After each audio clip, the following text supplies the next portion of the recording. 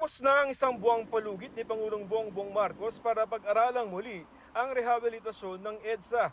June 1 nang suspindihin ito dahil ayon sa Pangulo matagal at sagabal sa publiko ang 2 taong tansya batay sa unang plano. Pero tuloy pa rin ang rehab ayon kay Department of Public Works and Highway Secretary Manuel Bonoan. Hindi na nga lamang ngayong taon dahil inabutan na ng tag-ulan na inaasang masusundan ng Christmas rush sa bare months. If we have this space early next year, then we can start. Some of the sections na hindi most traveled, no? And that will not affect actually substantially traffic movement.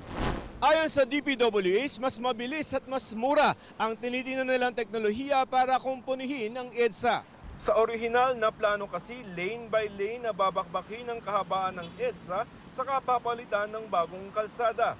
8 hanggang 17 billion pesos ang aabutin ng kabuuang halaga ng orihinal na proyekto. Pero ngayon, sinusubukan nila ang tinatawag na time and motion kung saan lalatagan lamang ng bagong layer ang EDSA.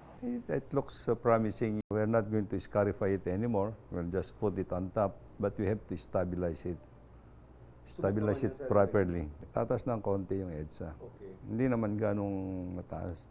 Posible rin gawin yan sa gabi para hindi masyadong abala. Pero kakailanganin pa rin aniyang ipatupad ang inanunsyo noong odd-even scheme sa EDSA para mabawasan ang volume ng sasakyan.